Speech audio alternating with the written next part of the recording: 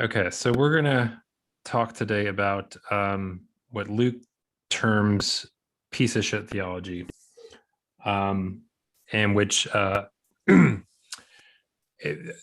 best way I can think of to describe this is sort of it's sort of like because this came up in our conversation a long time about the difficulty of having compassion for oneself and how it's like this sort of base level epistemological perspective on all theological and philosophical truth, that you have to kind of begin with this notion of the decrepitude and the meanness of one's own kind of being. That's kind of like your base level reality amongst all other things that kind of everything has to be filtered through. And I think it has some key ingredients to play in terms of modernity, the Protestant Reformation, the Enlightenment, all these sorts of things. I feel like it's somehow kind of wrapped up in that. And there was a video done by Paul recently where he was talking about specifically the John Vervaeke Peterson conversation, where they're going into some of these things where Peterson is trying to defend the West against the attack that it's all about these sort of power domination games.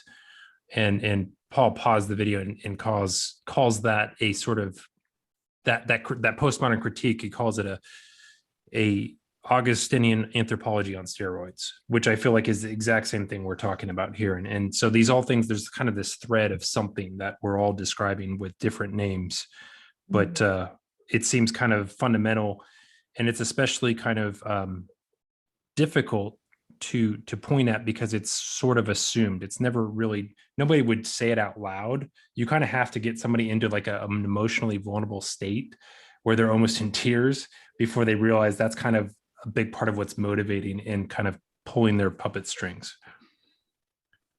Yeah, absolutely. And I think, we've been saying, and we were talking about before we started recording, Michael, that this is, to me, I'm excited about this conversation because to me, this is the conversation behind most of the conversations that have been happening. To me, this is getting much more at the fundamental core of what's going on, I think, in the West and therefore the world, in Christianity and the meaning crisis. All this stuff is connected. We talk about the Protestant work ethic. I think this is the thing that's behind the Protestant work ethic and the negative aspects of that. And I actually think it's what's behind the experience of the loss of faith, the theism, atheism debate, the nuns, like the Nathan Jacobs reaching the nuns. I think the understanding of God that people reject is this understanding of God. And it's so big. It's such a big conversation that it's hard to know where to begin and where. I think the biggest seeds of it are in Augustine, and I actually first heard this from Nathan Jacobs. He talked about, and I'm no expert on this, Nate Heil, our buddy who may or may not jump in at some point, sent me an article from Notre Dame or into the Vox thread a while back, and I started reading some of it. And you can part of it is like, I don't know if I'm anachronizing my current kind of deistic man separated from God understanding of the world back onto what Augustine is saying, but it seems like Augustine is really starting to put in those dualisms that, because this gets into like, is it grace or works? Like that whole question to me flows out of this theology. Yeah. Or like, is it monergism or synergism? Election, all of these things to me are rooted in a kind of deistic understanding of God that I have always been pushing on Paul forever about panentheism. I'm like, panentheism just demolishes this whole thing.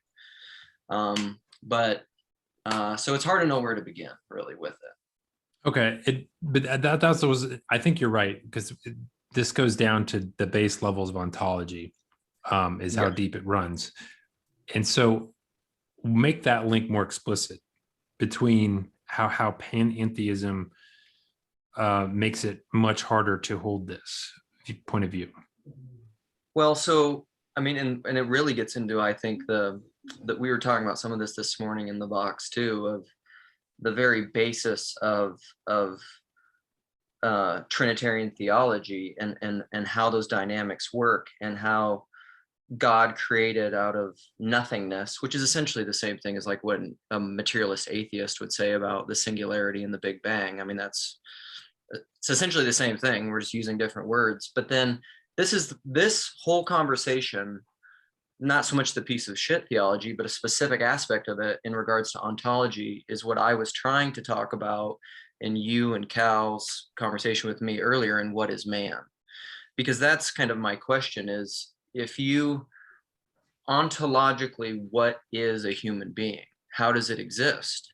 How does a human being exist? And I would posit that we don't have self-existence. I mean, we're not autonomous. We don't exist apart from God constantly filling and sustaining and co-creating us at all times. We don't, it's not like this deistic model where the grand watchmaker wound up the clock, created, and then they just go on their own. That's not how we exist.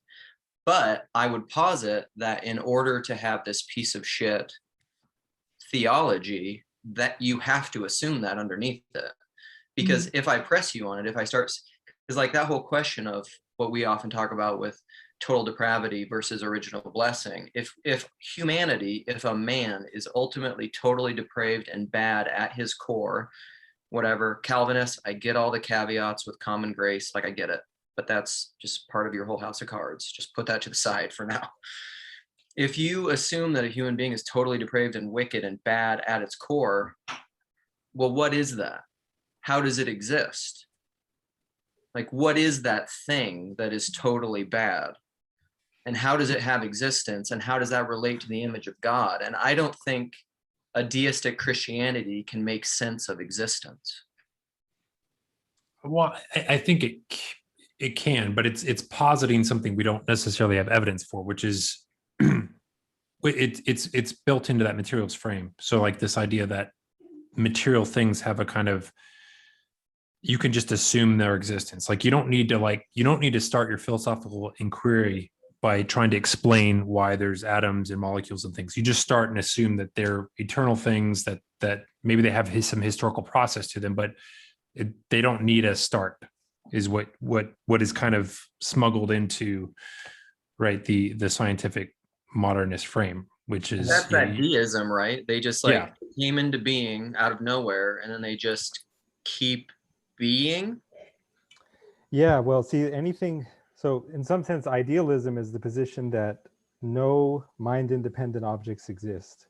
If you have anything other than that, this kind of dualistic materialism that seems to be presupposed in deism, if you have anything other than idealism, you're committed to the view that some mind-independent objects exist. Now, it turns out that characterizing is like, it turns out that explaining what you even mean when you say that mind-independent objects exist is like impossibly difficult. The closest I've ever seen anyone come to it was Russell, and he sort of presupposed that mind-independent reality was spatio-temporal. He never bothered to answer the question of, for example, what is space-time from no perspective? What is the non-perspectival space-time that exists, without perceivers, when no perceivers are present, other than a giant oxymoron, because you can't make sense of a space-time without perspective. And there's also the problem of just positing some kind of absolute distinction between God the creator and his creation. It's interesting how, well, at least the idea of creation ex nihilo, how much that's being challenged in sort of contemporary philosophy, these arguments that continually problematize that idea of an absolute division between creator and creation. I'm attracted to the philosophical work of somebody named Chris Langan, as you guys all know. And one of his big principles is that if you have any two relands, any two things which are related, even if only by a difference relation, there's something underneath them which is more fundamental than either. And so the idea of an absolute or unbridgeable gulf between creator and creation viewed in this light, it doesn't make sense. There has to be a more fundamental ground. It's just that God, you can say, is that ground, but then he's also an agent in the arena as well. That's the big paradox. He's immanent and he's transcendent.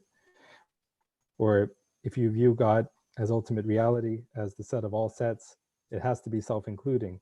Potentially resolves this paradox, but you need a mereology which can supply a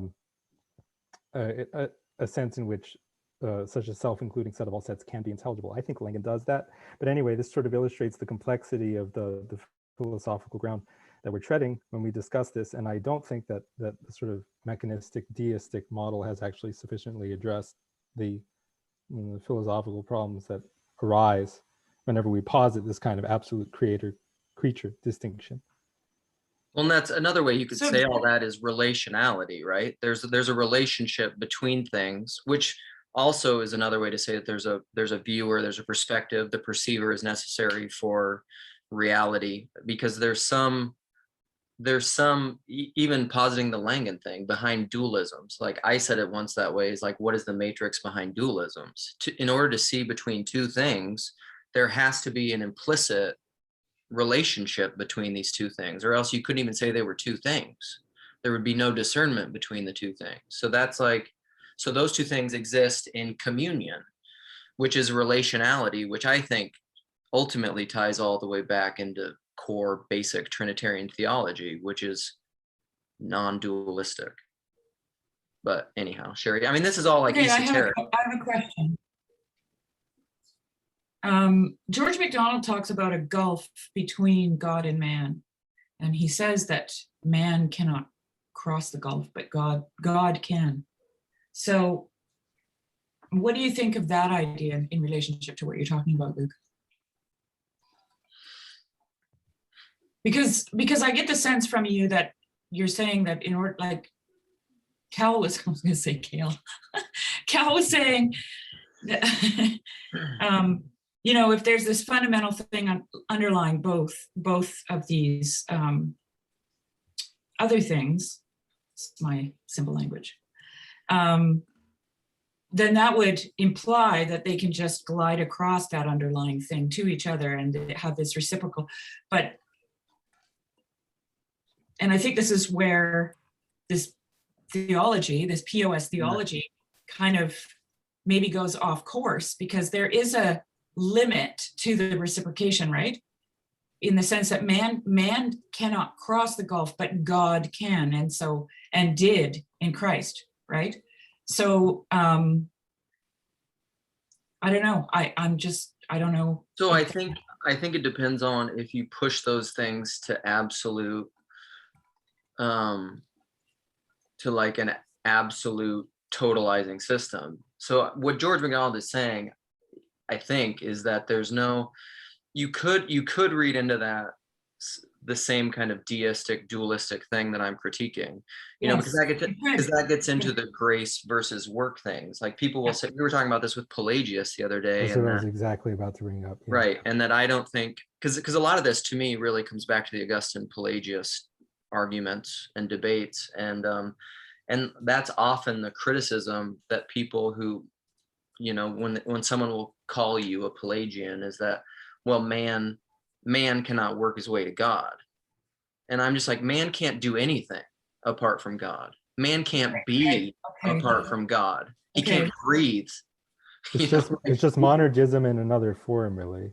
Right. We would have no existence apart from God. And so like it's hard. And God does make a move though, doesn't he? Huh? God does make a move across that gulf I think so. In the Son, in Christ. Well, I think in Christ, in all kinds of ways, yeah. In all kinds of ways, yes.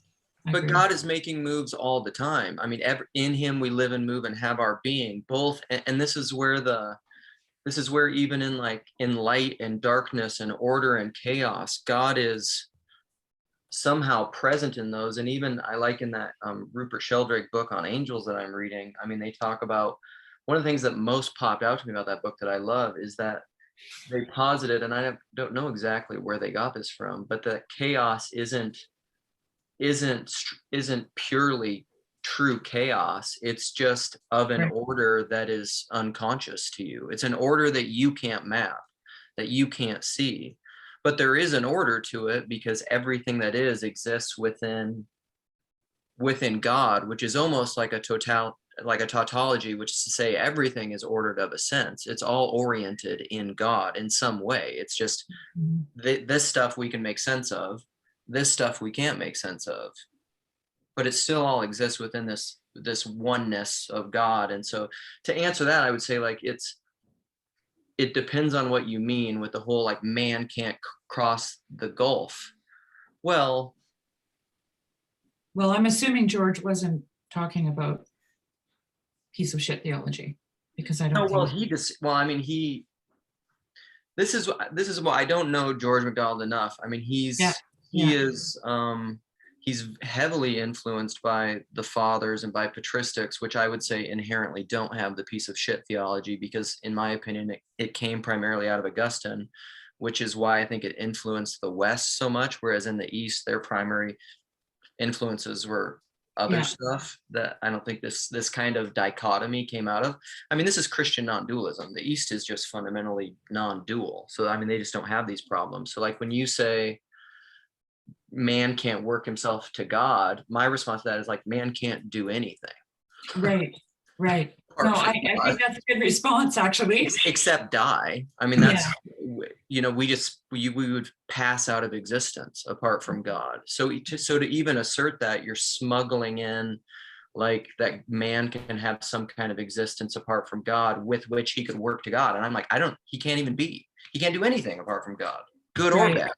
Right. There's the idea of that reaching for the cup thing, but at the same time, you have to have a desire for the cup, right? And in order to make that movement towards the cup. So but where does the desire come from is then again the question, right? That's a better thing. I think that you could say that God, there is revelation, there's an opening of the eyes that personally manifest to you, where you see, you behold the beauty of God in the face of Jesus Christ, as St. Paul says.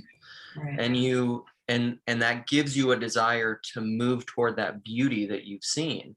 But that's a revelation of God. But that's everywhere. Right. Yeah. You know, so you either see it or you don't see it. And then the question is like, why and when do some people see it and others don't? I don't know. One thing that happens, I think, in modernity, right, is this sort of push towards an either orness, right? Like and the either orness is, I think it's a function of reason sort of devolving into being just logic. And because logic is it's sort of a simplification, it's sort of a branch of reason, it's sort of something that works with reason. But I think to think that that's what a Plato or an Aristotle meant when they're talking about reason, it's definitely not what they're talking about. And this either orness also has a sort of purposeful simplicity in it, because what it's doing is it's bringing things down to a level where a finite mind can kind of can interact with really complex ideas, right? But at some point we've kind of forgotten that this is a layer that we're bringing to dumb it down for ourselves. Like we seem to have forgotten that's what we're doing. If you have either or, it's embedded in something more fundamental, which is neither nor / both and. That's like, if you have the logical opposition, then you have what Langdon would call informational nil constraint. This is again what he calls sin diffeonistus. Any two things which can be brought in relation is situated in some more fundamental medium. What you get as a result of this is not synergism or monism, it's synergism monism. It's not dualism or non-dualism, because that's just another dualism. It's dualism non-dualism, if that makes sense. Just acknowledging that each of these things entails the other. Right. Well, to me non-dualism doesn't deny duality. It's that's what Paul always says to me. Like Paul has said that explicitly in videos when I push non-dualism, and he'll be like, or when I push like anti-dogmatism, he's like, well, that's another dogma. I'm like, no, it's not. If you're a non-dualist, it's acknowledging the reality, but it's not limiting it to that simplistic either or. So Cal. I do this on purpose. Just to mess with people's heads. Anyway, is that what you just described? Is that a kind of contingency? That's a deep question. Let me think about that. Okay. Yes, I would say so. I would say it's the condition. It's the contingency of a biconditional relationship. Yeah. You know, like Ian McGilchrist said, relationships are prior to relata. And I say, no, I'm with the Tao on this one. I say that if there is a relationship, there is a relatum or a reland. And if there's a reland, there's a relationship. If you have this informational nil constraint, and then you have if you have contradiction and then you have logic, they're biconditionally related. You can view that as a kind of contingency, such that each one is contingent on the other. Yeah. You can. Yeah. Like the one doesn't exist without the other. I agree. I believe so. Okay.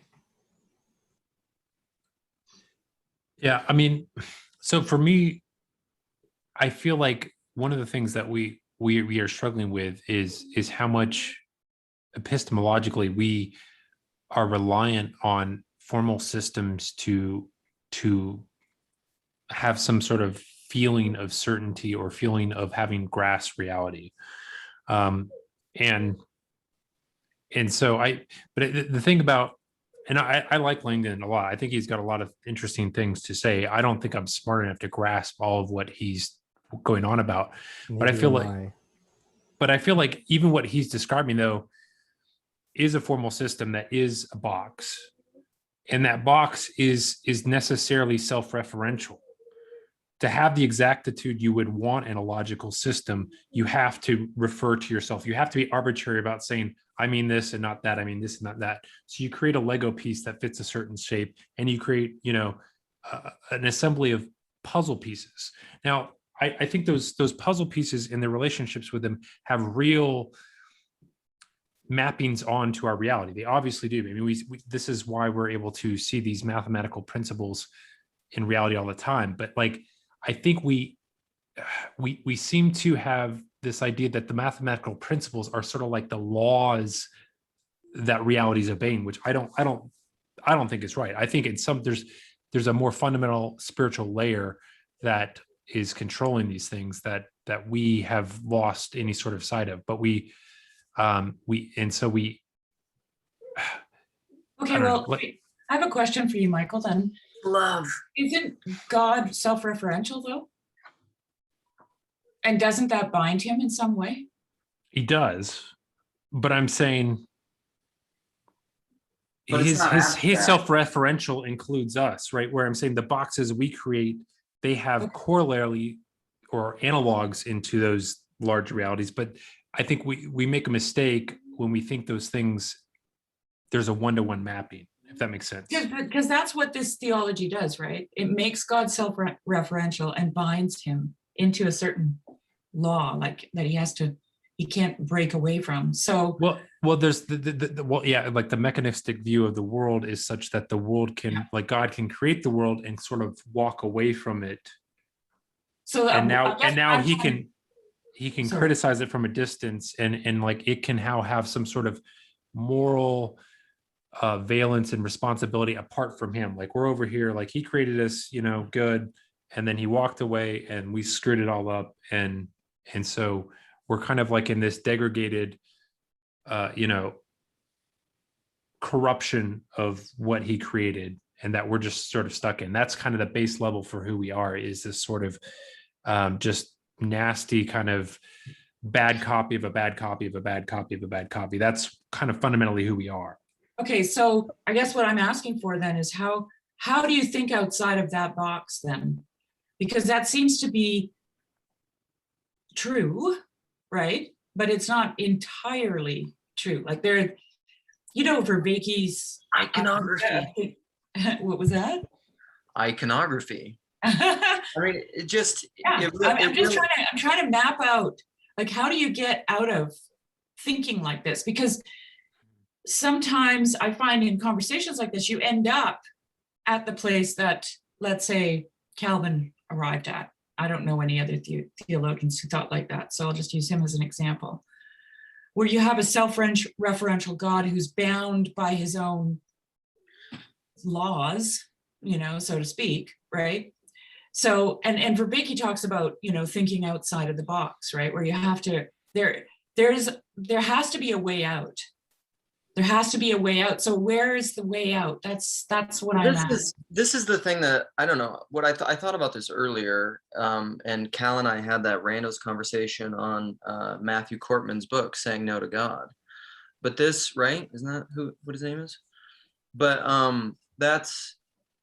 this to me is the Job story that I was talking about in the box, or the Abraham story. Like, I think the Bible and Jewish and Christian tradition is full of God and people doing things that break our conceptions and our limited frames of how we think these things should go. And so like, I mean, the Abraham story is just such a great example of it, because it's just like, you read the Abraham story and on face value, you're just like, what the hell? Like, this is such a weird, jacked up story, but yet it's infinitely profound. And so this is why what you're essentially asking is like, how do we break out of this dualistic either or thinking? Iconic vision. That's why I talk about vision all the damn time. And it's because it's not something that you can just will. Again, that's some of this Protestant work ethic bullshit. It's just like, it's a So let's break it down a little bit. Okay. What is iconic vision? Like, can we talk about it in terms of layers or unveiling? To me, it's seeing unities of multiplicity.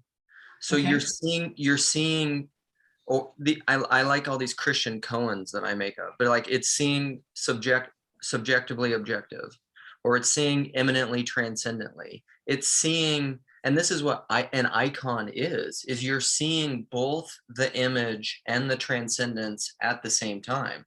But the transcendence is ineffable. You're in this constant place of, the only way I can describe it, and I mean, it's not like people exist all the time. I think probably saints do, but it's where you're in a constant state of thinking flow, where you're not, the way that I can tell in myself is judgment. If I'm very quick to judge, I'm over here in dualistic thinking, because you're thinking in either ors. And that manifests in anger, in resentment, in whatever, because you're constantly in this place of judging. We're just like, that was bad. Or yourself. That was bad. Why'd you do that? That's a, piece of shit, you worthless bastard, your inner voice that you have, that Jordan Peterson had actually in his conversation with Vervaeke. This judgment is reflective of a deeper existential thing where you're in this, constant judgment of others, of yourself, of the world. But there is a way that you can be in the world that is in more of like it's like a thinking flow state where the ideas are coming. I think you can get there with meditation, because that's what meditation is teaching you to do. That is like, you sit there in silence and thoughts come into your head, feelings come into your head, all sorts of sense stuff comes into your head, and you learn disattachment from that. You learn to kill the egoic intellect, essentially, is you let it pass without judgment. And I think what you're describing, just to be clear, is not something that you necessarily have to be a Christian saint to experience. Like, I think everybody knows what you're talking about in some level, because I don't think you can accomplish, you don't have any real contact with reality other than through what you're talking about. Yeah, I agree. And that, but there's something about the age we're in that we're rewarded and instructed, and we act as if that view is untrustworthy. Yeah, because that's worldly power. That's how the world operates. Right. And so when Bertrand Russell is trying to create a view from nowhere, in some sense, it's because he believes that the view of any person is corrupted. Again, this bad copy of a bad copy of a bad copy. So I have to construct this view from nowhere, and that will give me the pristine vision. And what's interesting is I do think there's clearly things that are achieved in that frame of reference. Like, there's like something, I don't know what it is. We're able to do something different than we are able to do, but it's. Oh, sorry, Michael, go ahead. It's like we see real things, but the nature of those things are trivial. And so that, and so what we end up doing, what we end up at the end of the day, it's like we become overwhelmed with so many little bits and pieces of things that don't cohere into a whole. Yes. So Fragmentation. if I was to recap right now, so Luke is saying that everything that you know, it's God in whom we live and move and have our being, right? So, and Cal is demonstrating how God is that underlying fundamental, right? And more. And more. Because he's at the bottom, but he's also at the top, at least in my sort of framework, Yes. where it's like if you take every consciousness and all their interactions together, the super consciousness, that's Right. God again. That's the Yeah. Logos. That's the second person. First person, Father on the ground. That's Second called person, Son at the panentheism, top. Paul. Yeah, well, that's what I think so. And I Right. think So that's, how do you cultivate that? And then Luke talks about iconic vision. So how do you cultivate that iconic vision? And I would posit that it's through gratitude. Because if you have a posture of gratitude, then everything that comes your way is a gift. Yeah. And if there is a gift, then there is a meaning behind the gift, and there is a giver, right? And then God is everywhere present, filling all things. Yeah, absolutely. I would say, yeah, essentially, I mean, it's the fruit of the Spirit. Like that's, if you're manifesting the fruit of the Spirit, you're doing that, whether or not you're conscious of it. I would also say before gratitude, there has to be humility, because in some sense that's what enables the gratitude to be possible. Because when you come to the world and you have this sort of expectation that you already know what is there, or you get some sort of social rewards for pretending that, hey, all that stuff out there, I've already compressed it down, it's all perfectly up here and nothing surprises me, and I got it all figured out and I know what I'm doing and I've got it together. That sort of frame of mind just you built in all these strange expectations that are like so that you can't actually see what's there, and you can't be grateful for either, because nothing, you don't see the surprising thing, you don't see the beautiful thing. How can you be in a place of humility if you aren't grateful to begin with? So I don't know, like, well, I think the humility part comes from just this sort of you can get humility in a second by just go out in the middle of the desert and look up at the sky, right? There's a sense of what there is in your own relationship to it, and your ability to represent it, within these kind of propositional ways of that are distillations of tiny little things, so that it can fit inside of our head, right? Well, we talked about Monday, Michael. We talked about practice and receptivity. Remember, in the Bach book, mm-hmm. and I think that why that stood out to me was because you have to practice certain things in order to be receptive. Like, you actually have to practice gratitude. You can't just be grateful. You have to practice being grateful.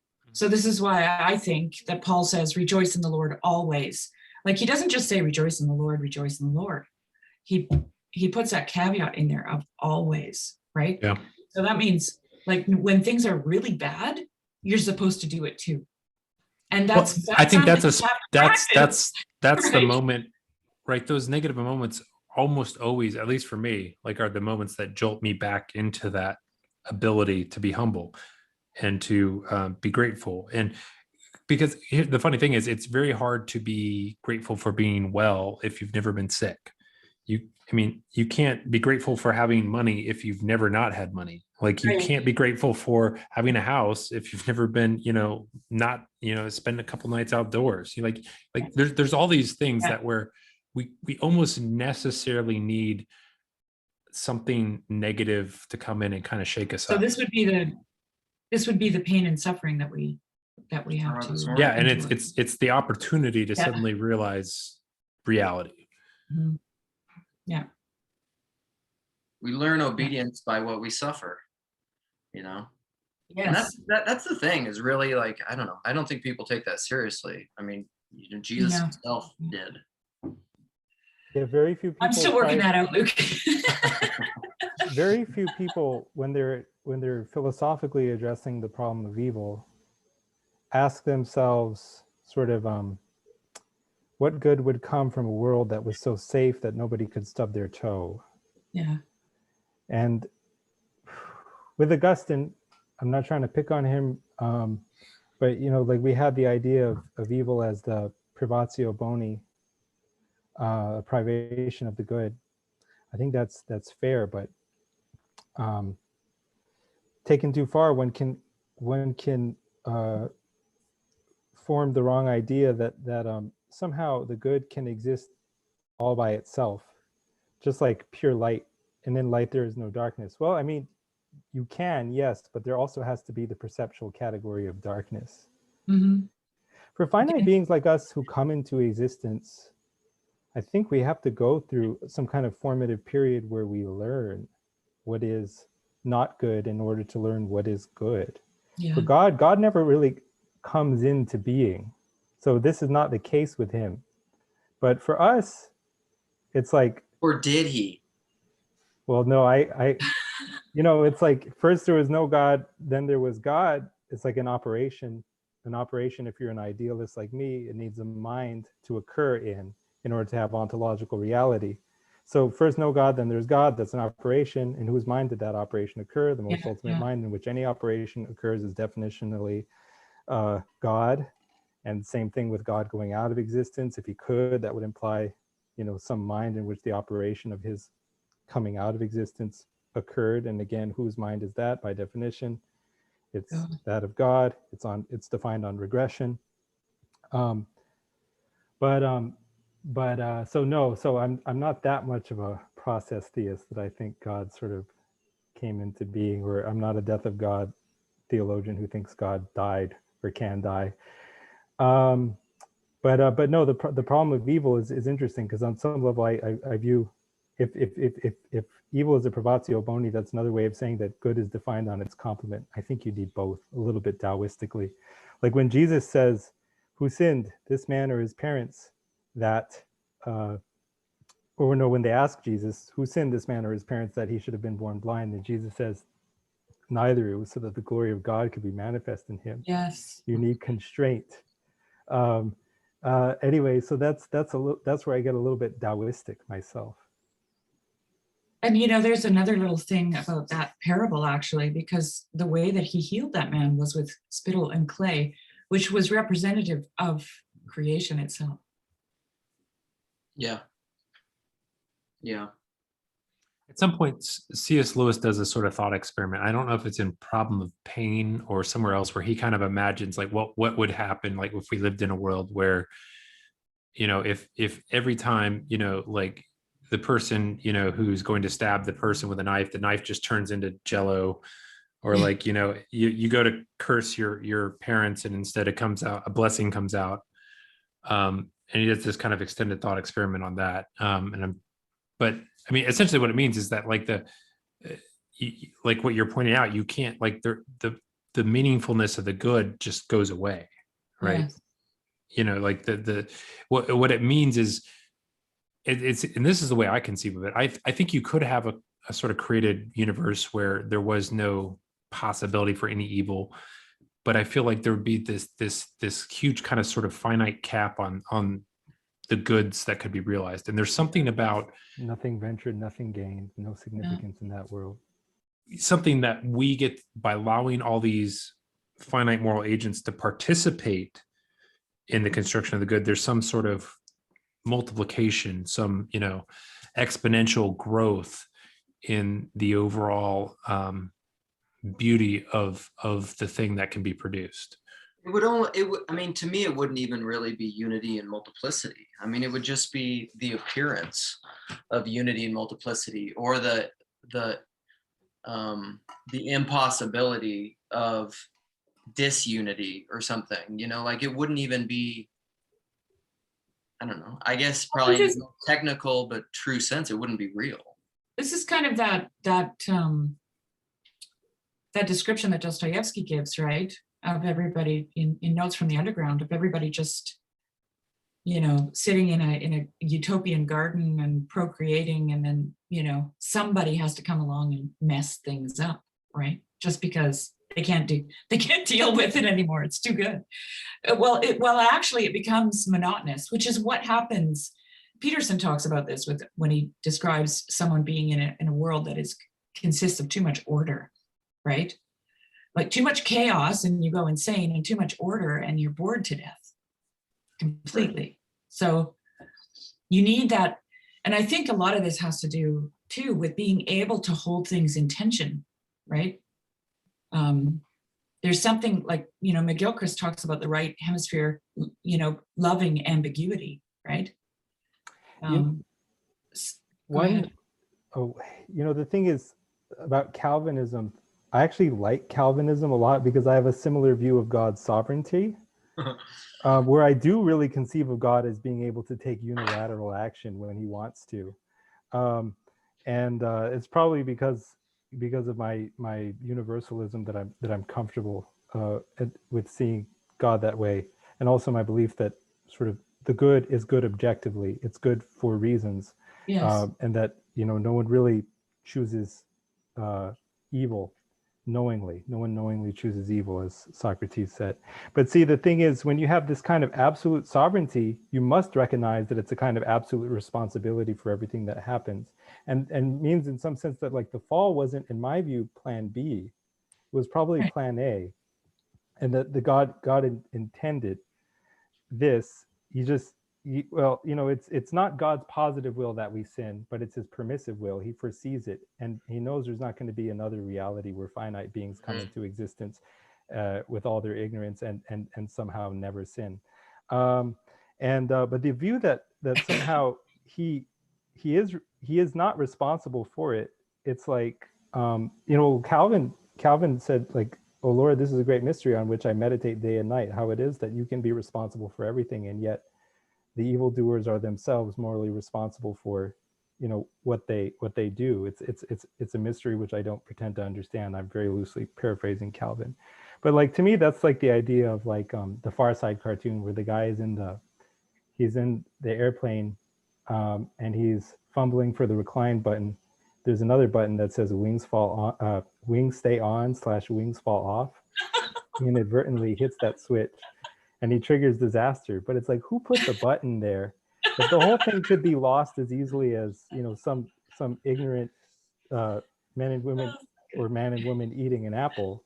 It's like, on some level, it's like, who kind of set that situation up, that thing. Well, this is like I don't know, like, even so, I'll just say I like the sovereignty aspect of Calvinism too, but I don't think you need Calvinism.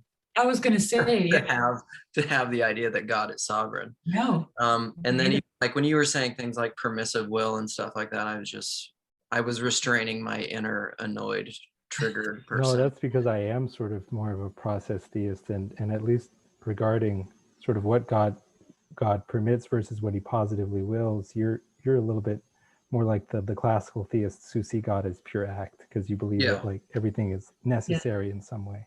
Yeah, I'm too much of a Taoist to believe that. Yeah, it's really hard for me to get my mind outside of that reality. That, I mean, God is perfect, and so what he does and what he creates and everything is perfect. And so sort of actualized infinity, which to me, if you study that pair of words closely, you realize it's a contradiction, or at least a paradox. But I think it's a contradiction. But a lot of people have really gone to that as a kind of description or expression of God's ultimacy, his absoluteness, Because what's hard for me, well, I don't want to derail it too much. We can maybe table it, but what you seem to imply with permission versus absolute will and permissive will is that in there somewhat is still this degree of autonomy. Like, what is this human will that just like self, in and of itself, can choose something with, like, how does that exist? What is that thing? That's essentially libertarian freedom, which I think to me is completely asinine. Like, it makes no sense. How I would analogize it is, if you look at God as the consciousness in whom we live and move and have our being, specifically something like the executive intelligence of that consciousness. Like, at the most integrated level on which you can speak of that consciousness, there is an intelligence. But that consciousness it is composed, if you like, of neurons, and the neurons all have wills of their own.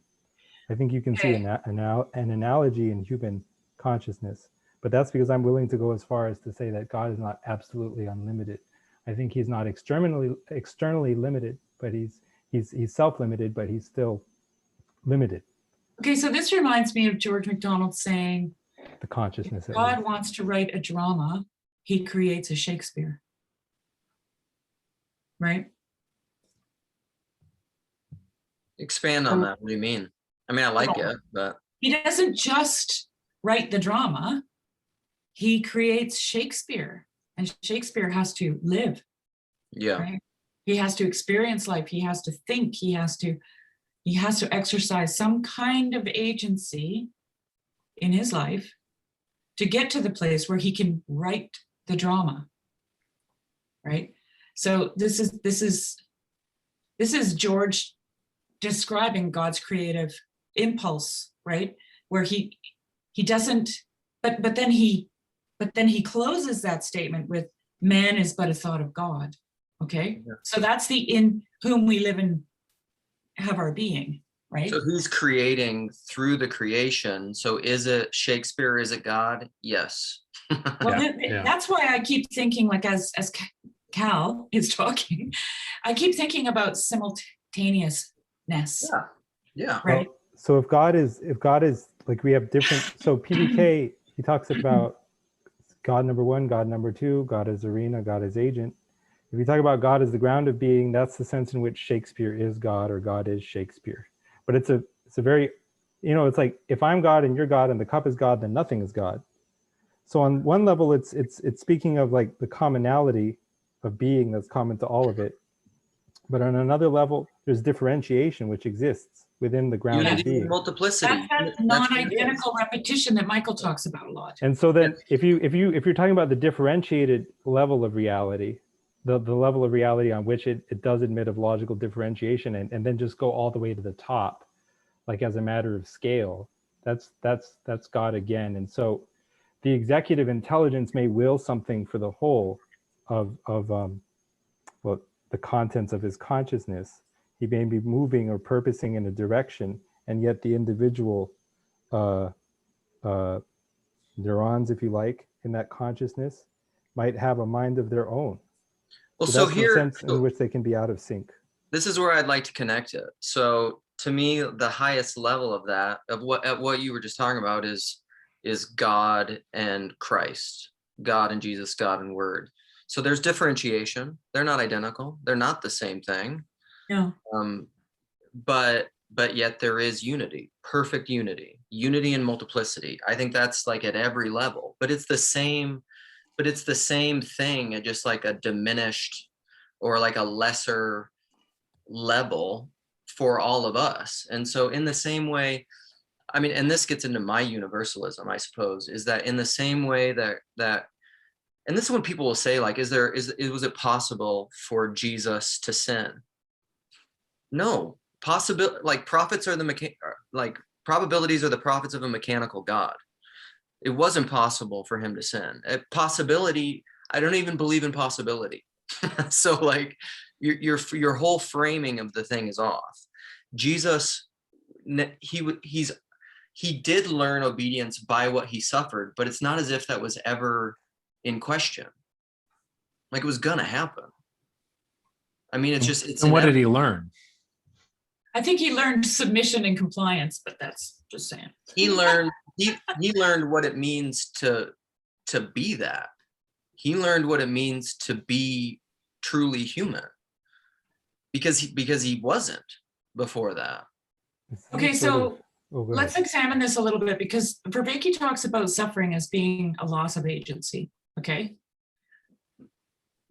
so if your agency is removed, then you suffer. And if Jesus is submitting or compliant to the will of God, then he is voluntarily sacrificing his own agency, which then removes suffering from the equation. Ooh, I like that. So I started off not liking it because I think agency is overrated, but then Right. you totally redeemed yourself by the end. I'm learning. No, I like that, because that's I think that's a degree to what it means to become fully human and to be united with God, is to voluntarily, Right, is to which is that idea. voluntarily lay down your own life, your own agency, your own will in submission to God's will. And then you find, and that's the white stone name. I mean, you find out who you truly were, all the dead, then the false self is dead. And all that's shaken will not remain. All Yeah. that can be shaken will not remain. Mhm. Here we fixed it. Universalism, panentheism. I mean, Paul, I'm just telling you. And also, you get rid of the piece of shit theology. So all these people that think they're rejecting Christianity don't have to, because God actually loves them and they're not worthless pieces of shit, that God just selects these worthless pieces of shit to make into, you know. Luke, let's talk about that if you don't mind, because this is something which preoccupies me a lot. I've never yet found a truly adequate way of verbalizing it, but it's something about the universality, which is necessary to a statement like the one which Jesus makes when he says, "I am the way, the truth, and the life." So, like, if someone is laying down his life for others, laying down his life out of love for the highest ideal that he can conceive, can that act, whether or not he knows about Jesus, can that action bear description as anything other than Christ? Well, yes, because I think actually, even in your question, you're conflating conscious apprehension of disembodied facts as knowledge. So when the person in love lays down his life for the highest good, that's fundamentally Christian, like definitionally. That's what I think. And so, like, if Jesus says, "I am the way, the truth, and the life," then anyone who shall we say acts out Christ. But the thing is, one can never act out Christ as Christ did. We only just approximate it. But still, there are non-Christians who do a better job of it than some Christians did. Yeah, yes, and absolutely. some Christians who knock it out of the park and who have an easier time of it because they have like a very nice explicit story in their head that they can consciously track. Like when Jesus was in this situation, Jesus did this. It's easier for them, but it seems to me that there are people who, whether they know it or not, they do act out Christ. They know it in the proper way, I think, because again, like you don't I do think it has to be known in a way that leads to action. The faith which does not lead to the right kind of works is not regarded as true faith. Even well, this is circling us back to the very beginning when Luke mentioned that this is a tension between faith and works, and I think that is really true. It is a tension between faith and works. One side wants to accentuate faith, and the other, other people want to accentuate works, but it's an integration, right? It's like the right and left hemisphere. Unless they're perfectly integrated and working well together, you don't have a very good picture of the world in which you live. Well, I think that everyone has to come to know Christ eventually. Like Socrates, he never knew Christ, but I think he must in the afterlife. I think Socrates must and in some sense now does know Christ. It's hard to talk about like time over there within our time, but so yeah, kind of like the Old Testament patriarchs, they never knew Jesus unless there's some secret verses that. But they did. This is my point. Yeah, okay, yeah, well there you go. That's what I mean. Yeah, that's what I think. They're both saying the same thing, actually. Yeah. This is the, like, I feel like the way that you're talking is smuggling in the modernist problem, which is that knowledge is like this conscious apprehension of facts. No, Moses saw Christ. All these people, David saw Christ. All these people saw Christ in the way that anyone who acts in, and I mean, in this in a sense is what makes me, I guess, a perennialist of a kind, is that I don't know that it's Emeth in the last battle. Like you cannot do the things that you were doing and not know Christ. I mean, essentially, like that's what Lewis is saying. Like that's Aslan. Like I don't care what you call it a pineapple. you know? In the sort of Richard Rohr sense of the Logos, it's like another word for everything that is, at least as he put it. I kind of take issue with some of the things that Richard Rohr says, because he says Jesus is not the Christ. It puts me immediately in mind of a verse that says, who is a liar but he who denies that Jesus is the Christ. And I'm not such a Berean that I made that connection myself. I had to listen to somebody else on YouTube to make that connection for me. Her name escapes me now. But anyway, so Richard Rohr, kind of iffy on him, but if you look at the Logos as like, yeah, it is the consciousness in which we live and move and have our being. And in some sense, I think that every being who is part of that is elected. There is no being that God thinks about it and thinks, oh, that's so disgusting, even I wouldn't make that being. God is love. He loves every conceivable being. Well, this gets into your, I don't know. I mean, maybe you want to repeat this, but for people who haven't finished the conversation of the second conversation with Matthew and Cal, like 2 hours. This is the.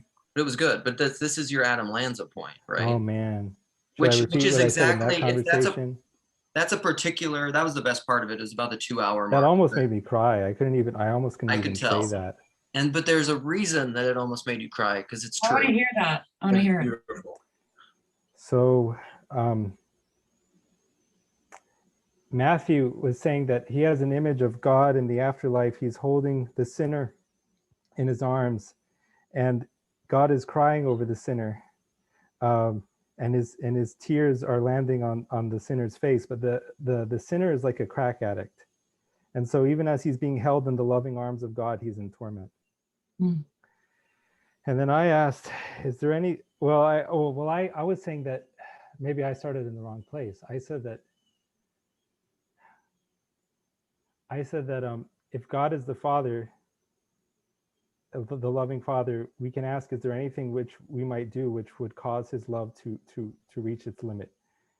And I said, let me ask this to you as an open question, because I'm thinking now of an interview by Adam Lanza's. There was an interview of Adam Lanza's father by a writer named Andrew Solomon. Now, you know, Adam Lanza, first is, I mean, Shari, do you know who Adam Lanza is? And no, maybe I don't. know. So he's a very evil and disturbed young man. He was about 20 who went to Sandy Hook Elementary in Newtown, Connecticut, and killed, I think, upwards of 20 kindergartners. Right. He did the most horrible thing you can think of, and he did it precisely because it was the most horrible thing you can think of. Right. He was that anti-being, and he killed his mother too. His father lived in a different state at the time that it happened. And the father said in an interview with Andrew Solomon that the father said, I've been thinking about it a lot, and it's taken me a long time to reach this conclusion, but I now wish that Adam had never been born. It's taken me a long time to understand this, but that's totally where I'm at. Wow. And so is it ever the case with God that it is okay? So at the end of Maps of Meaning, Jordan Peterson says, he's basically echoing Tennyson, where Tennyson says, I hold this true, whatever befall, I feel it when I sorrow most. 'Tis better to have loved and lost than never to have loved at all. If you're grieving for someone, you never wish that they had not existed, because to love someone implies that their existence is good, and thus that they should have existed. It implies the normativity of their existence. But in the case of Adam Lanza's father, you see that there was a limit on his love, such that once it was reached, once too great a demand was made of him in continuing to love his son, he said, now I wish my son had never been born. And then I asked, is that the case with God? Is there anything that we can do that would make him say, now I wish that I had not created you? And, personally, I don't think that there's any such limit which can ever be reached. And I think that's the respect in which God, we anthropomorphize him at our peril, because the love which he has is actually like nothing human. It's like oceans, or it's like galaxies. We can't understand it. And I think we very much make a mistake when we think, well, surely this action by this guy was so bad that now God must even cease to love him. Like you said, the love that he has is like oceans and galaxies. I wonder if we should restate it, and that the love that he is, Like, you know, Perhaps. the idea of pure act, right, is the only thing that describes immutability, Yeah. and pure act at the same time is love. Well, the Right. thing Yeah, is, he doesn't- I he just doesn't I choose- reject those two things, but for you guys, yes. He doesn't. Oh, I need to He hear doesn't. that. He doesn't choose to act. He doesn't choose to love. He is love. I mean, I agree. But part of, well, so where I'd like to take this, since this is the piece of shit theology, Yes. or the Augustinian anthropology on steroids, is a particular instantiation, a particular tradition downstream of this Augustinian seed that I think permeates basically all of Western Christianity. It's not just Calvinism, but a particular strain of that is Calvinism and election and total depravity, which would say that not only is there, I mean, it's not even caged that way. So like the Adam Lanza question doesn't even apply, because that's everybody. I think everybody is as despicable as Adam Lanza. I think everybody who exists is elected, is in the body of Christ, and that body of Christ, the Logos, is eternally generated. That's what I want to say, in the sense that a consciousness is never a consciousness without contents. Right. If you have that blank canvas of consciousness, the UBT, the ground of being, then it also always, it presupposes it always already has the contents too. And that's the sense in which the Logos is eternally generated. That's panentheism. That's still actually compatible with the sense in which our particular corner of the physical cosmos could have been created in, if you like, a meta time. But I don't have time for that right now. But anyway, I wanted to finish that point too, in a sort of Richard Rorian kind of way. But anyway, I'll yield the floor back. Yeah. Well, so, I mean, but this is where I think that it's, so this gets at a little bit more of like the existential conundrum that I think people who are raised within the water of the piece of shit theology get, is that, and especially, and it's most clear, I'll just present it this way, even though I think it's implicit even in like Arminian schools of thought and whatever, it's everywhere, because it's anything that's downstream of Augustine, in my opinion. But like the Calvinists will say to your Adam Lanza question, no, there's not a point at which God says, I'm not going to love you anymore. I mean, God loved St. Paul of Tarsus. You know, he loved people that were murdering Christians all the time. But God, in his, and I would cage it this way. I don't know how else to cage it. I mean, I think a lot of Calvinists would balk at this characterization, but like God's arbitrary will, he just says, this Adam Lanza I love, this one I'm going to keep as a piece of shit and just torture forever in hell. Well, you know, that, okay, so talk about Calvinism and the idea that well, see, the thing is, most Calvinists will deny, well, actually, no, a lot of them will try not to deny it, but I think if they're honest, they will deny that God is love is a statement about God's essence. They'll say God is experienced as love by the elect. Oh, okay. And so, and the thing is, if that's the case and God is not love in his essence, the question is, why does God ante praevisa merita, before any consideration of merit, why does God love some right and hate others? Haven't you read Romans 9, Cal? It's pretty obvious. Yeah. Jacob loved, Esau hated. Simple. Next. Yeah, and then later on in Romans, Paul goes on to say, like, God has consigned some to disobedience so that he might show even greater mercy upon all. That the glory of God may be manifest. I think that's Okay, right. well, I'm running into a little problem. Okay. because if going back to what I said before, if God is unchanging and also pure act, and you don't agree that that is love, what could it be? And how can you say that God loves everyone if that's not the case? That's my problem. Well, let me see. I think that if you like the second person of the Godhead, that Logos, it's a consciousness, not completely unlike yours and mine. And so I think that as a consciousness, it does undergo change. It's not absolutely unchanging. I think that it doesn't really have a love-like analogical relation to us. I think that it loves us the way that you kind of, but on a much quantitatively greater level. And this is again, So the sun is dynamic. The sun can change. the That's what you're logos. If you like the pre-incarnate word of God, the logos of sarkos, Okay. I say as a consciousness, it necessarily does undergo transformation, and it loves us with a real love, not something analogized to love or love like. It loves us with a love which is qualitatively. Yeah, but doesn't that become like that statement that you just made? It loves us with a real love. Like, what does that mean? I'm univocal about the word love, between like the love that you have for your son is love in the same sense that God has for us, but it's greater. Yeah, but that's too anthropomorphized for me. Yeah. You know, like I think It's too anthropomorphized for many people. The ground Yeah. of being is not anthropomorphic, but if you think that thing loves you, I think you've got another thing coming. really. Yeah, well, the thing I is, think, well, in the you're same going way to put that a God verbal does, predicate on the unlimited ground of being. It is love. Well, gee, that sounds like a limit. It's not love.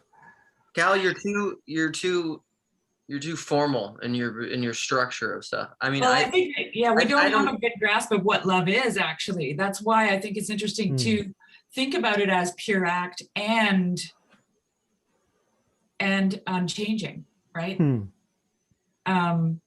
Because it's not necessarily a God that we need to define, but love in this case, because we have a very limited view of what love is. But anyway. Well, at certain levels of description or generality, it is unchanging. God is always God. God always loves us. But John says God is love. Like he actually makes that statement. Oh, yeah. Well, that's the thing is, how do you interpret that?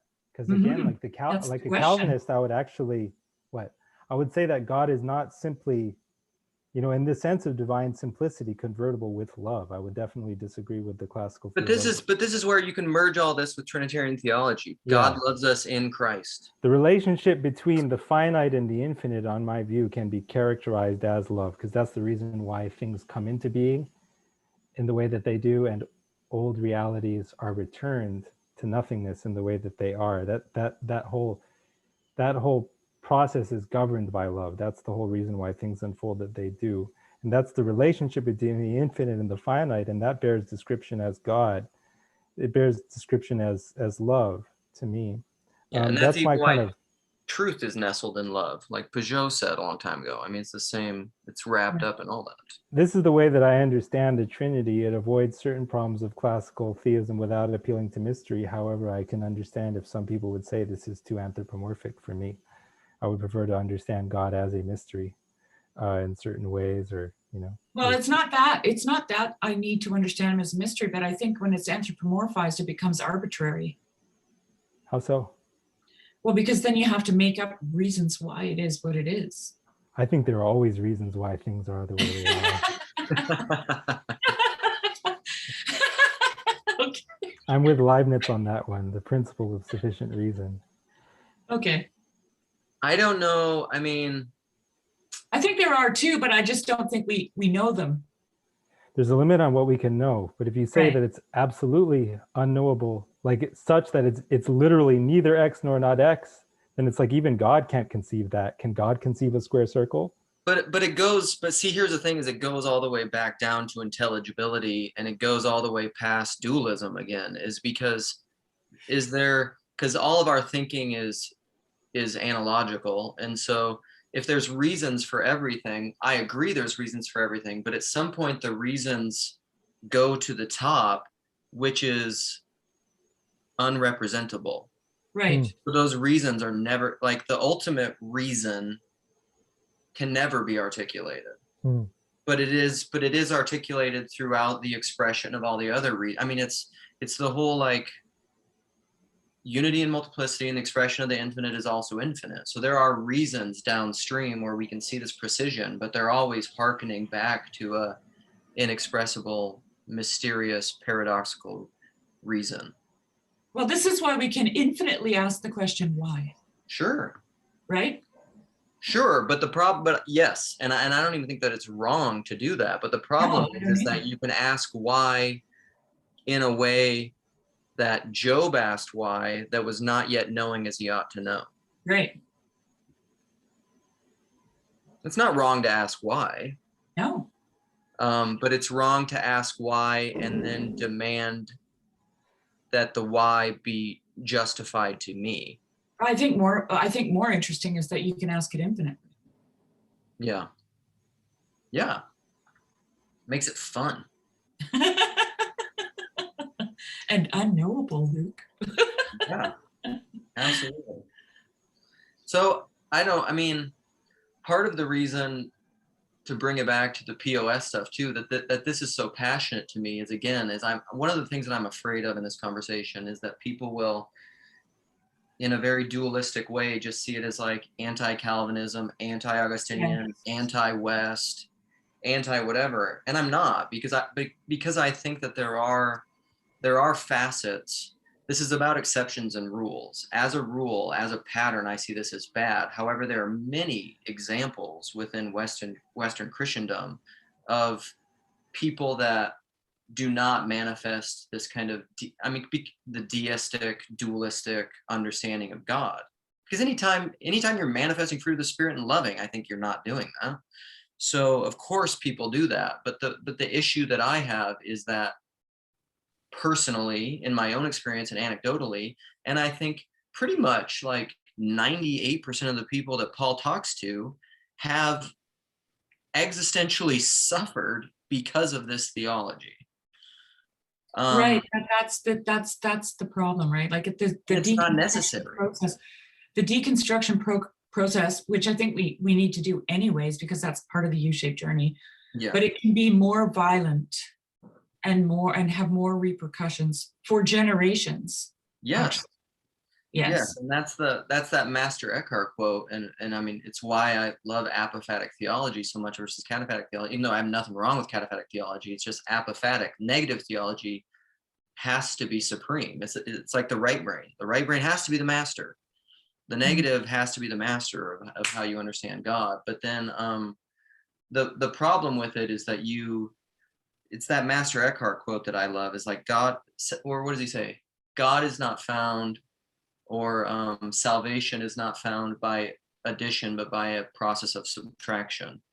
It's a relinquishing of the flesh. It's a giving up of the agency, back to your whole thing with Christ. It's not my will, but your will. It's Mary. And I mean, that's maybe where we could bring it up too, is that I don't think it's a coincidence that the feminine aspects of Christianity and that Mary is not venerated and talked about nearly as much in the East, especially Protestantism, as it is within Orthodoxy. I mean, it's obviously there within Catholicism quite a bit, but like the Theotokos is all over. Like the hymn to the Theotokos is in every liturgy. I mean, Mary's all over. The feminine aspects of the church are all over. The myth-bearing women are like this huge thing within Orthodoxy. I mean, it's myrrh-bearing. Yeah, is that what I said? I thought you said myth-bearing, but it's okay. Whatever. Myrrh-bearing. Oh, okay. The myrrh-bearing. Myth-bearing. I just had to correct that. Well, Jordan Peterson says that, like, at least part of the significance of Mary is that even though she knows like the terrible burden of being, she still bears her son and says to God, to me be as it pleaseth God. Mary didn't understand at all like what was going on. She just let it be. Yeah. Okay, that's what you would say. You would say which is I think ultimately a form of kenosis, right? Yes. Right. Yes. Kenosis by kenosis. There you go. Yes. At one meant by self-emptying. Yes. Yeah, she emptied herself, because imagine that you're going to bring a child into being, but I don't know if she knew this, and I know, Luke, you're using know in a different sense, but like I don't know if she knew what would happen to Jesus, if she foresaw the day when Jesus would tell that other disciple, he's like, behold your mother, and his mother, behold your son, and this for me, I have to go here, and it's like, how can you bring a child into being knowing that this is their their fate, but still she said, to me, be as it pleaseth God. Yeah. So my soul magnifies the Lord. So yeah, that's the emptying of self, and it's also an affirmation of being.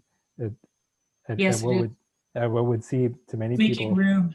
too steep a price to accept being. Mm-hmm. I think that, even on a like, for, let's just say, women with a healthy perspective on family and raising children, I think that's also the case.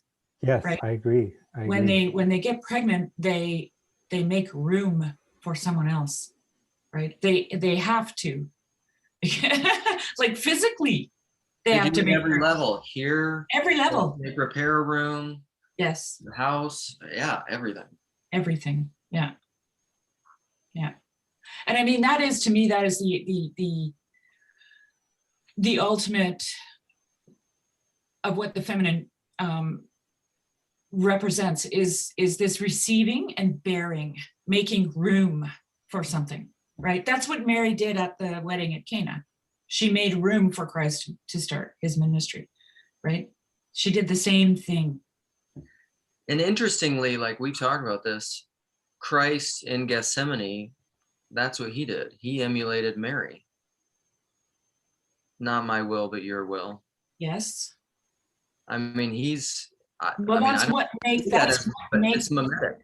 It's, yes, but that's also what makes Mary great, because she emulated Christ, right? So this is this reciprocal thing that is simultaneously happening. Yeah, and it's a paradox, which I'm very comfortable with. Yeah, it's interesting how, and I don't know what this means, but it's like when PoS theology either develops or achieves its mature form, then Mary goes. Yeah. And well, I don't know. Is Catholicism PoS theology? Not exactly, right? No. I mean, it's the first step of it. I mean, it's like it is Augustinian in a sense, but it still retains enough of everything else, I think, to keep the worst forms of it at bay. Yeah, I don't understand the full significance of Mary. I think if you're not Catholic, then in some sense you're Protestant by default. Maybe not. I'm just non-denominational. I've always prayed to, well, do I pray to Mary? I ask Mary to please make intercession. I've done that as long as I've been trying to be a Christian, but I'm not Catholic or Orthodox. But well, you know what's interesting? I just want to touch on this just really briefly. But what's interesting about that is that if Mary was alive, you would also ask her to make intercession for you, right? And as a Christian, no one is dead. That's right. Yeah. So I'll just leave it at that. Yeah. I think, we talk about George MacDonald and C.S. Lewis so much, and in The Great Divorce, C.S. Lewis has this beautiful, totally imagined conversation with George MacDonald, because at that point George MacDonald had passed on. But clearly George MacDonald, like as a living saint, had an influence, I think, on C.S. Lewis's whole life. And C.S. Lewis, he has the conversation with MacDonald, and MacDonald says there are some who remain as ghosts and they haunt libraries to see if people are still reading their books.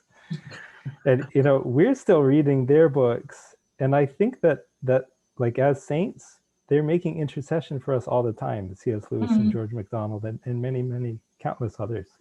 Yes. I read a children's novel that I've recommended many times by a guy named Matthew Skelton called Endymion Spring.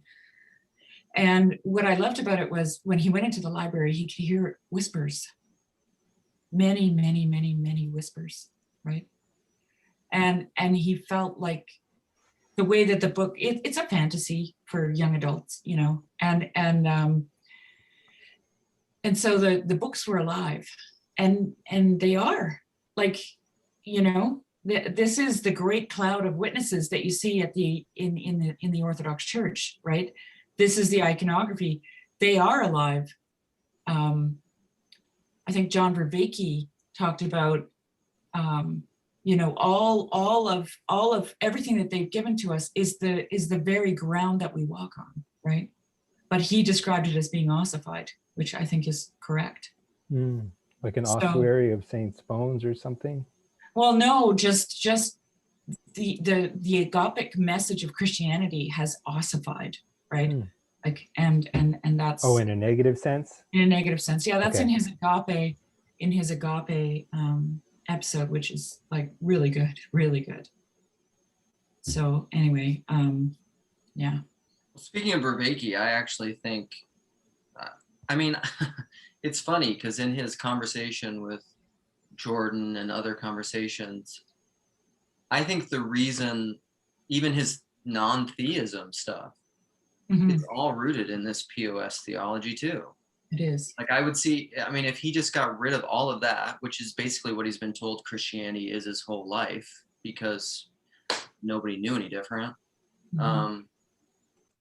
What he's basically operating now and practicing and trying to figure out, to me, is just, it's basically Christianity. And the more that he would learn, I think, about like even the ancient liturgy and the church and everything, it's not, this is why I say to people, like, it's not, I don't see Orthodoxy as dogmatic in a confessional way, because it truly is Mistological, where it's the core, like even if you read through the Nicene Creed or the Apostles' Creed or anything like that, these creeds that they have, they're very, I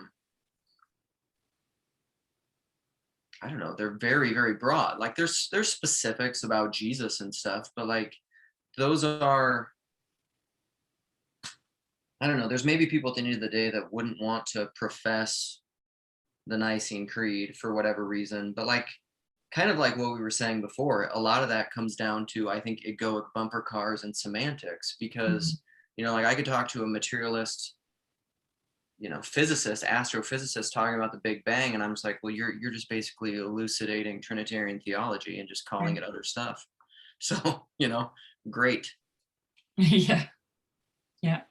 You know, fine. I don't know. It's true. I agree with that, actually. So I don't know. I just want, more than anything, it's kind of like what we spoke with. We'll do a shout out to Jem, who joined the Voxer, who was on the Discord a while ago. But when I first said to him, when Cal and I started talking to him, and then before he joined the big group, was I just want people to be free in the best sense of freedom, not free to do whatever you want in your own individualistic, selfish, autonomous way, which I actually think is downstream of this piece of shit theology anyhow. But to be, I want you to have the freedom to be honest about everybody, to say what they really think, and be able to pursue God in a way that I think is authentic and true, you know. And I don't think that this, I think this piece of shit theology really, what it does is it puts at the core of your identity your own badness, and it makes you, I think, self-loathing and self-fearful. And interestingly, it's like Michael said it best, actually, and I wish he were still here, because when we were first having conversations with him about, we went through David Bentley Hart's book with Shari, that conversation with Shari, and I think it's on Randos, and he was saying, you know, I'm afraid to read these books and to open myself up to these certain things. And my mother says stuff like this all the time too, because she's just like, I'm afraid of, you know, believing the wrong things. And I think all of that kind of fear comes from, number one, it doesn't change what you actually believe, because what you believe is involuntary. You just believe what you believe, whether or not you're conscious of it. And number two, it builds in like all these weird defense mechanisms and coping mechanisms to deal with your own lying and self-deception. And like it paralyzes you and makes you self-loathing and makes you fearful, and it doesn't actually help you to even know what you think any better. It's just like the most. And there is also no guarantee that you won't believe the wrong thing. And for then, sure. Right? Like, I mean, we believe wrong things all the time. All the time. Right. Yeah. One thing that I would add to that is, like, just because, I think it's helpful for people to understand this. Just because you think you're supposed to believe something doesn't mean you believe it. Well, if you think that believing the wrong thing is going to send you to hell, then who's actually in control? Or the sort of converse of that, didn't Paul Tillich say that, if you think you're saved by forming and holding on to the right beliefs, is that not salvation by cognitive works in some Right. sense? No, for sure. That's what I just said. Yeah, Yeah. exactly. Yeah. Yeah. For sure. And even at the end of the day, like, even if you, I mean, and we've talked about this before, but even just to use the illustration further, like, I'm not equating piece of shit theology to Calvinism, although I think it is a specific species of it. If you believe in election, like we've talked about this, how do you know you're elect? And this is something that existentially a lot of people who are Calvinists struggle with. I struggled with it, during my Calvinist years. And I think a lot of people do. And they'll say, like, well, the seal of the Holy Spirit. Mhm. Well, what is that? Yeah, I Like, know. And then everything becomes arbitrary, right? Then you start making up. Well, it still becomes personal and existential. Like, I'm like, you're at the same place. Yeah. Yeah. You are, because the idea is that I have perfect assurance that my faith will result in my salvation, but I don't have perfect assurance on whether or not I have faith. Well, oh, sorry, Cal. Go ahead. Someone said to me once, well, all you need to know, a Calvinist said, all you need to know is that God is love. And I said, well, not if I'm not elect, he isn't. Correct. He's only experienced as love by the elect.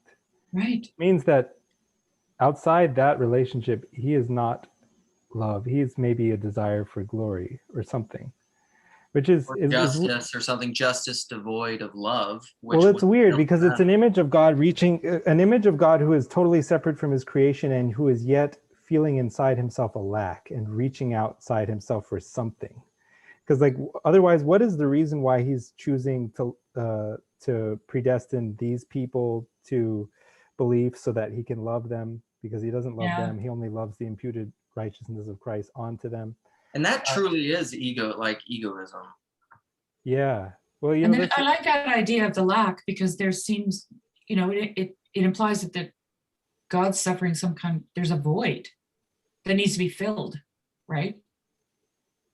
Well, the thing is, because maybe I've listened to too many near-death experiences, but one of my favorites is one in which the near-death experiencer says, I was brought up to believe that God doesn't need anything from us, but my experience showed me that God does have a need. He does need us to love him. And that might sound too... Well, that's because love is relational. Like, this is why I think love always requires vulnerability. I think God has made himself vulnerable in the love which he bears us. And I think he illustrates that in the And this is why he is love. Like, this is why he's described as love, right? Because it's the only thing that would make God sovereign, immutable, and also unconditional in his love. Because it imply that he is bound to something, like Michael talks about, right? That he needs something. He doesn't need something in the way that we think about needing. He needs it because of who he is, right? Love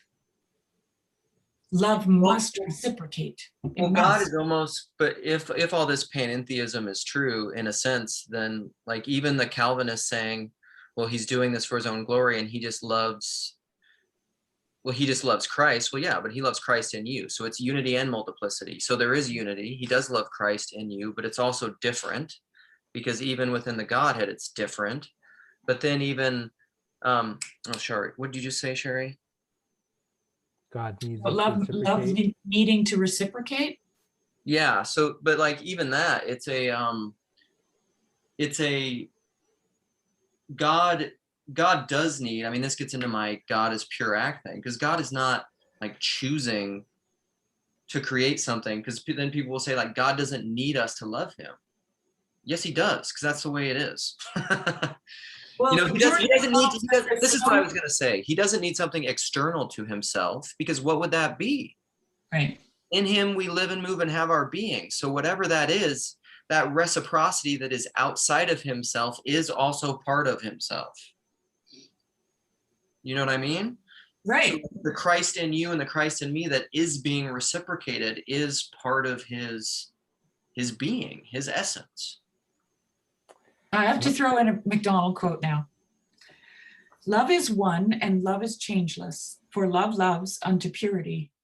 Love has ever in view the absolute loveliness of that which it beholds. Where loveliness is incomplete and love cannot love its fill of loving, it spends itself to make more lovely, that it may love more. It strives for perfection, even that itself may be perfected, not in itself, but in the object. Like, to me, that is just the perfect description of what I was talking about before, of this pure act, of this unchanging immutability. But this is what love does. It loves unto purity. So that which is not lovely, it makes more lovely. It has to, right? Because it loves. Well, we're discussing PoS theology, and it's significant to me that Luther's, like, one of his metaphors did directly analogize us to shit. It's like we're shit, but it's covered with snow. The snow is like the imputed righteousness of Christ, but absent that, we're shit, and God sees nothing lovable in us. But then that really draws into sharp focus Luke's question about what does it mean for us to be in the image of God, even prior to the acceptance of Jesus as Lord and Savior, or whatever condition one wants to set upon the imputation of Christ's righteousness to us.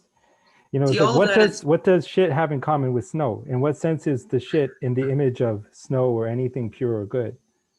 Right. There must be some commonality. It gets into Christ is the perfection of it. Christ is perfection. We're not that, but we're still qualitatively, I think, the same as God. Like we're in the image of God. We are divine, I think. So what? So we're not. That whole framing, to me, though, still gets at is like, in the whole frame for Luther to even say that, it's still in the whole frame of this deistic, dualistic thing, because in a sense, I can agree with him. God only loves us because of Christ, absolutely. But it's Christ in me, and so it's unity and multiplicity. There is still difference there. It's not a one-to-one thing. This is why I've called Calvinism. Calvinism is really like I don't think it's truly Trinitarian. I think it's ultimately a false deism that actually collapses into a monism. All that exists is God. There isn't anything else. Okay, but so then God is God, and there's no being. It's so dumb. It's dumb. There's this other thing, though. If God loves you because he sees Christ in you, when does he not see Christ in you? Okay, because who's giving you the desire to reach for the cup, right? Where does that desire come from? And so that desire that is given you comes from a place of love. It's a drawing, it's a wooing. We talk about it in those terms, right? A wooing. Yeah. So what is God looking at then? Is he seeing Christ in you? If you haven't asked Christ into your heart? So how can he love you if you're not in that state? See, this is where it gets arbitrary for me, because now you have to start making up rules, right? About, okay, so how are you going to explain that if it doesn't fall into all your categories of what Christ is seeing? Where's that imputed righteousness? If it's there for you before you've asked Jesus into your heart, then it's there for everyone. See, but this is this is a fundamental difference between the East and the West too. It's an overemphasis on the penal judicial structure of like, God doesn't love me because of imputed righteousness, because he's not beholden to some external law code that like the righteousness has to meet a certain metric and then he decides to love me. He loves me because of a relationship, which is Christ. But to your point, Shari, I would say is like, we are becoming. We all have a seed of Christ. This is the image of God in us. And that's what God loves. But it is particular. It is me. and it is Christ. Yeah, but I'm just playing on the whole idea. I'm just playing on the whole idea that you know, people think that when, you know, that you're just nothing but filthy rags, and when God looks at you, he sees Christ. When? That's my question. When you decide, Yeah, Shari, yeah. And when you decide, okay, when so you there's have the arbitrariness. punctiliar justification. No, but the Calvinism, it's before that punctiliar moment, because God just predestined you to that. So the thing is, it's truly arbitrary in the sense that God, well, he's not love in his essence. So love is not the reason why he predestined you to receive Christ, so that Christ's righteousness could be imputed to you, so that he could love you. And it's not anything on your part. It's not any merit on your part that he chose you for that reason. So it's not in his essence, and it's nothing outside of him. It's truly reasonless and truly arbitrary. Well, it's only true to me. It's only true if it's universal. That there's only one way to look at it. There's a lot of ways that Calvinist language can make sense if you view that everybody is unconditionally elected in the body of Christ. Everyone. Yeah, well, this is where loved by God. Yeah, this is where Nate says Calvinism becomes tolerable if it's Bartian. Yeah. He's like, Bart's still wrong about stuff, but at least it's tolerable. Mhm. And that's I don't know. Ultimately, at the end of the day, like even in all my, you know, shout out Colton, in my interactions with him, I'm just like, I don't even think you believe this stuff, Colton. You just think you believe it. I don't think you've really seen where it logically flows from. I think the things that you think you find in Calvinism are great, but those are present elsewhere without all the true piece of shit theology. Mhm. You know, you can get rid of all that stuff. You don't need it. It's I don't know. I'm gonna have to excuse myself. So- Yeah, we should wrap it up. And Michael's, well, can we just leave and Michael keep recording it? Like we said, this conversation, I do want to have this conversation, and I know Nate wants to participate sometime, our resident encyclopedia, because he can walk through all the like particulars of the historical development of this. But I think this was really good, though. I thought it was really good. It was really helpful to me. Great. All right. Well, I'm just gonna leave, I guess. Yeah, I guess so. Bye, Michael. Yeah, we can All right. close it You out. guys. Bye-bye.